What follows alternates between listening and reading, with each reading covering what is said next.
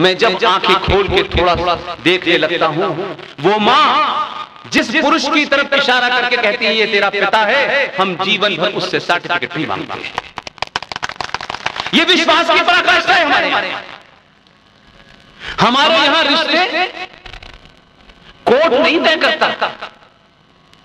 ये पता है ये मामी है, ये भाभी है, ये फूफी है, ये फूफा है, ये सारे रिश्ते हैं, ये मौसी।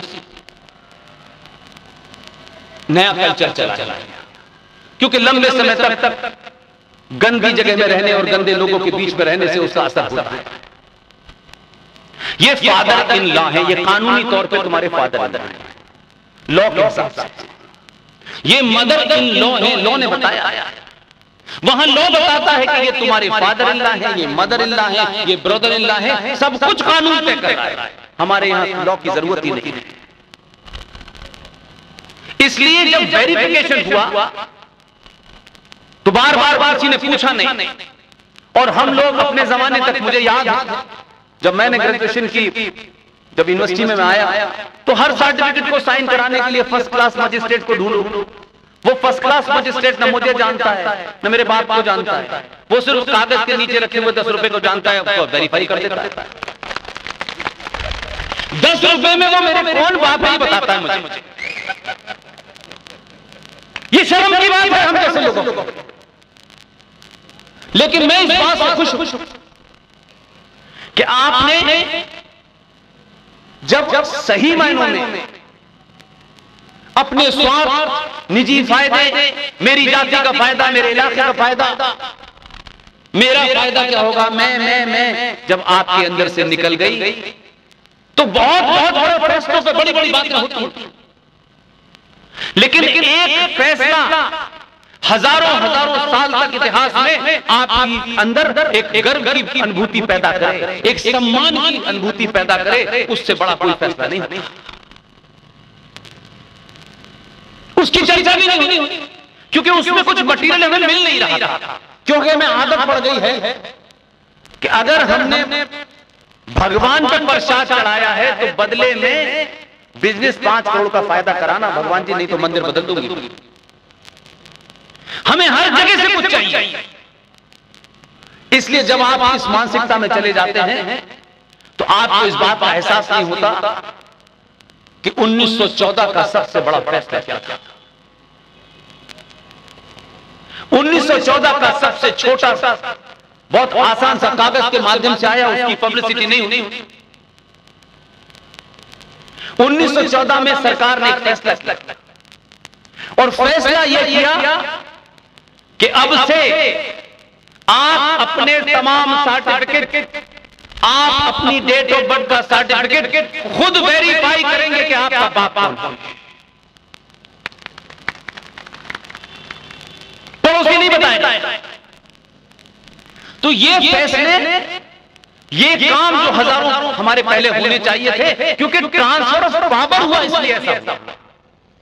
हमें आजादी मिली, ये दूसरा झूठ है।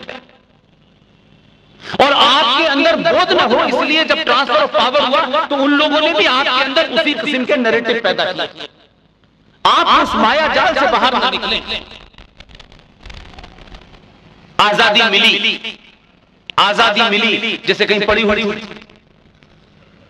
आजादी लेना और आजादी मिलने में जमीन आसमान का फर्क। और हम उस आजादी के बाद से इस तथाकथित आजादी जिसे हम कह रहे हैं, हम क्यों झूठ बोल रहे हैं जब दुनिया के सारे डॉक्यूमेंट में लिखा हुआ है कि ये ट्रांसफर ऑफ पावर था। तो जो हमारी मां है, जो हमारे पिता है, उसका हमें सही सही पता चल। लेकिन एक जघन्य अपराध 1947 में, जिसे हम चिल्ला चिल्ला के भारत माता की जय आज करते हैं। ये भारत माता जब 2 हिस्सों में बटी तो 11,21,00,000 लोगों की हत्याएं हुई। और वो भारत माता चीख के बहुत सारी बातें कह रही थी, लेकिन हम अपने अपने स्वार्थों में फंसे हुए थे। लिहाजा भारत माता कुछ बताना भी चाहती थी, आप सुनना नहीं चाहते। उस भारत माता के सीने पे अंग्रेजों के बिठाए हुए पिट्ठू दलाल उसके सीने पर चढ़ गए। वो बताना चाहती थी कि तुम्हारा असली पिता कौन है, लेकिन उन्होंने बताने नहीं दिया और एक झूठ चलाया, एक गांधी तुम्हारा पिता है। गांधी से कोई मेरा विरोध नहीं है, वो जो है,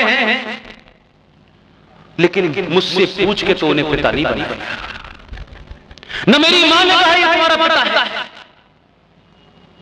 उस वक्त बहुत लोगों ने कहा कि अगर पिता ही तुम्हें ढूंढना था तो 1946 के चुनाव में गड़बड़ी करके, जिसमें गांधी जी पूरे तौर पर शामिल थे, इस आदमी को तुम्हारा पिता बताया गया। अगर हम ये कहें कि पहला देश का प्रधानमंत्री कौन था, तो 21 अक्टूबर 1943 को अंग्रेजों को जूते की नोक पर रखकर उसने भारत की आजादी की घोषणा की, बैंक चलाया, करेंसी चलाई, विदेशों से संबंध बनाए और दुनिया के 9 देशों ने मान्यता दी कि भारत 21 अक्टूबर 1943 को आजाद हुआ है। अगर हमारा पिता ही हमको मानना था तो 1943 में सुभाष चंद्र बोस हमारा पिता था।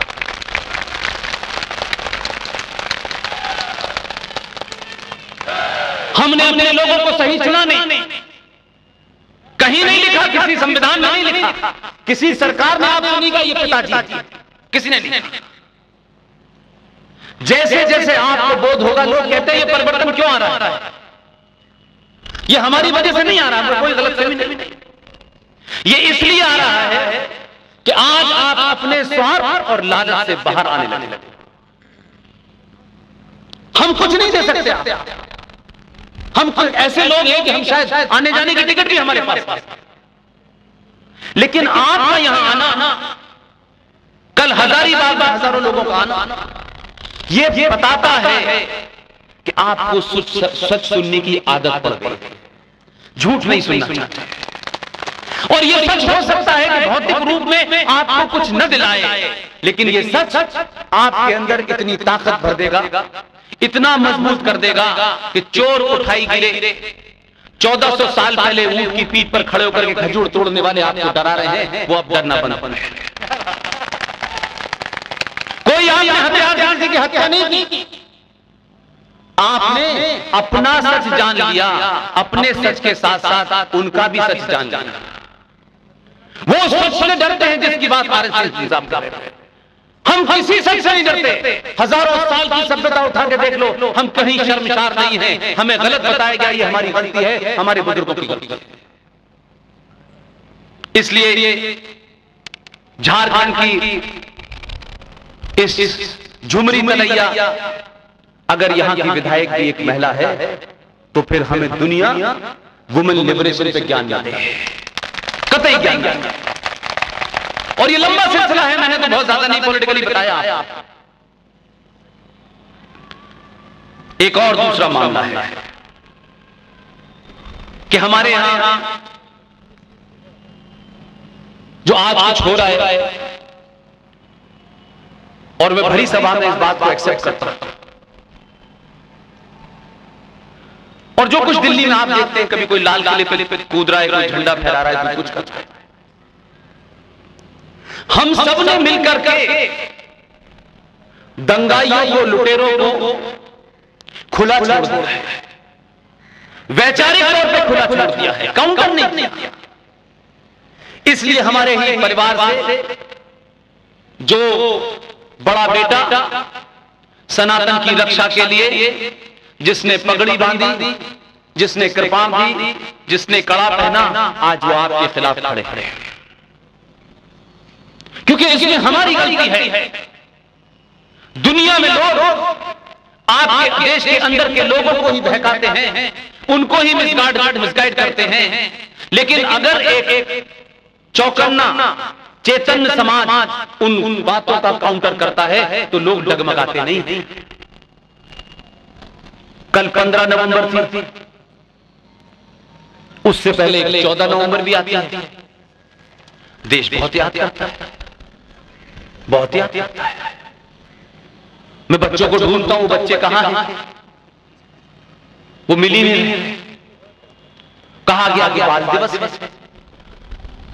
तो बाल दिवस को ये जो बालक पैदा हुआ था इसने कोई पराक्रम बताओ ऐसा किया हो जिसकी वजह से बाल दिवस बना।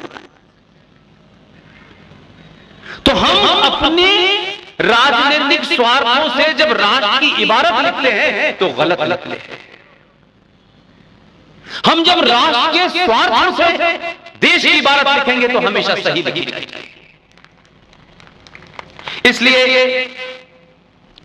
आपके पास ऐसे पुरुषार्थी थे, आपने शायद उनकी तरफ ध्यान ही नहीं दिया, क्योंकि मैं से जब बाहर निकलता है समाज तब पता चलता है कि हमने अपनी मूर्खता से, अपने लालच से, अपने स्वार्थ से क्या क्या खोया। 14 नवंबर को कोई पैदा हुआ है उसको तो रोक नहीं सकती भाई, वो तो हो गया पैदा। उनका जो जन्मदिन मनाओ कोई मना नहीं कर रहा, रोज मनाओ। लेकिन मैं इस बात को पिछले 4 साल से जब भी नवंबर के आसपास कोई प्रोग्राम होता है तो मुझे याद आ जाता है। हमको अगर यही तय करना है कि सनातनी परिवार के बच्चों को अपने इतिहास का, अपने सरोकारों का, अपनी सभ्यता का अगर बोध कराना है तो मैं आपके सामने ये बात पहले भी कह चुका हूं, फिर कहूंगा, क्योंकि अभी 2 ही दिन पहले चचा पैदा हुए हैं। फिर पता नहीं मुझे मौका मिले नहीं मिले। आप सोचें, गुरु गोविंद सिंह के 4 पुत्र थे, 2 चमकौर के युद्ध में धोखे से मार दिए गए। एक पुत्र 9 साल का साहबजादा जोरावर सिंह और दूसरा पुत्र साहबजादा फतेह सिंह 6 साल का। दोनों की उम्र आपके सामने है, आप सोच सकते हैं क्या रहे होंगे। उस मंजर को, सीन को जरा सोचिए। और ये कोई हजारों साल पुरानी घटना नहीं है कि वेदों की तरह आपको ढूंढना पड़े। आप उस वक्त के उस वजीर की बात सोचिए जो वजीर खान था। उसने दोनों पुत्रों के सामने एक शर्त रखी, इस्लाम कबूल कर लो तुम्हें बख्श दिया जाए। 6 साल का फतेह सिंह, 9 साल का जोरावर सिंह। इतिहासकारों ने जो वर्णन किया है, दोनों ने उस वजीर खान की आंखों में आंख डाल के कहा, वाहे गुरु के अलावा किसी को नहीं माना। ये वो जानते थे कि इस कहने की कीमत क्या देनी होगी। दोनों को दीवार में जिंदा चिलवा दिया। उन्हें अपने कहने का कोई अफसोस नहीं था।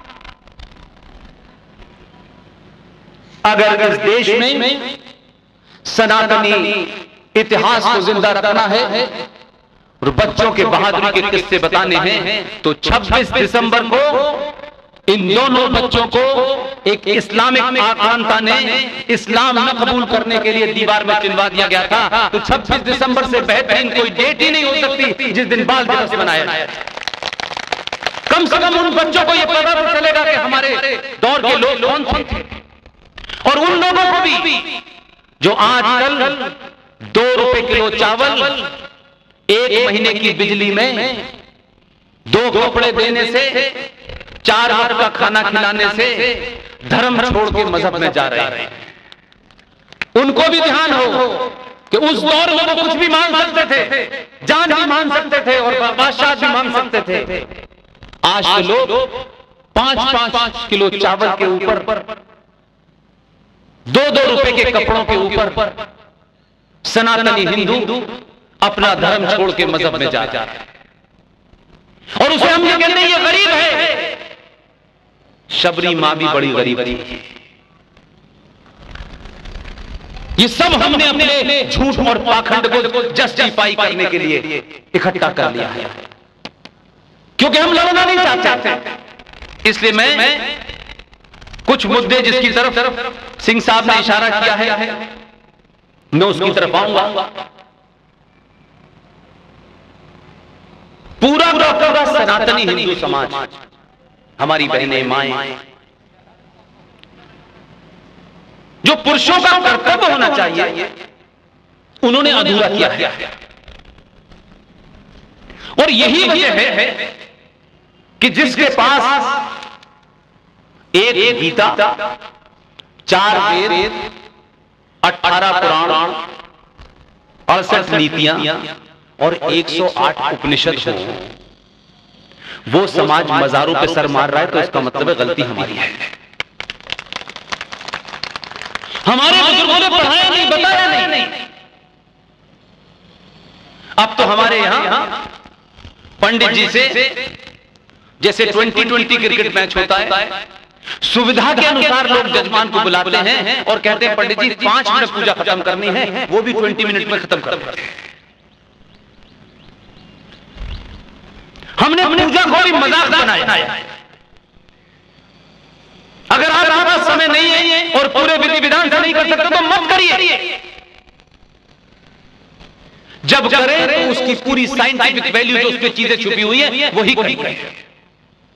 ये बिटिया कह रही थी इतने मंदिर हैं, उनका देखभाल नहीं हो सकता क्योंकि वो मंदिर करोड़ों का चढ़ावा नहीं दे सकते, इसलिए उनकी देखरेख नहीं हुई। इसलिए चांद मियां आया और उसे भी हमने मंदिर में बैठा दिया। आज से चांद मियां भी पूज रहे हैं।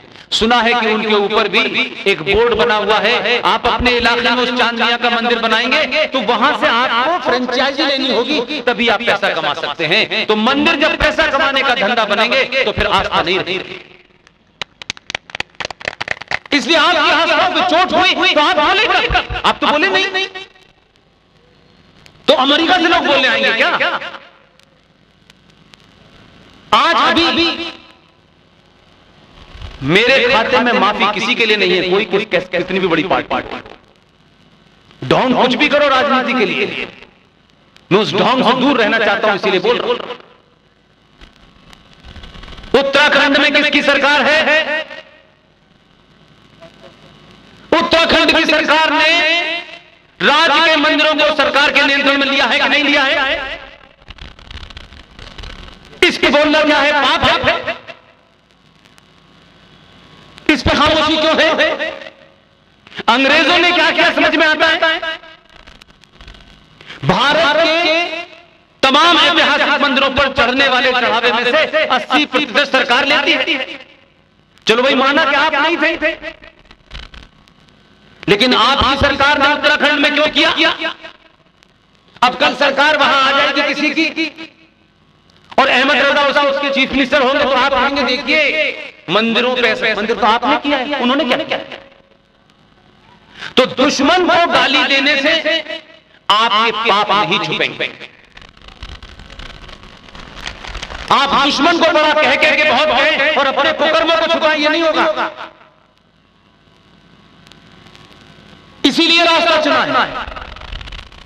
रास्ते बहुत आसान थे और जिंदगी बहुत खूबसूरत चल रही थी। इसलिए कि सारा समाज जब सत्ता के लोभी हो जाता है, सरकार और पार्टियों का बंधक बन जाता है, तो उनमें राष्ट्र बचाने की हिम्मत नहीं होती। हर आदमी को सत्ता से कुछ चाहिए, कुछ नहीं तो नेता के साथ तस्वीरें खिंचा के लोगों को डराओ। ये बीमारी क्यों है हमारे अंदर? जब समाज सत्ताओं को जूते की नोक पे रखता है तो सत्ता आपकी चौखट पे नाक रगड़ के पूछती है क्या करना है। इसमें कोई अपना पराया नहीं होता। यह आपकी भूल है। सत्ता सत्ता होती है, सत्ता का एक चरित्र होता है। राष्ट्र एक छोटा सा टुकड़ा होता है जिसे आप देश कहते हैं। देश संविधान से चलता है।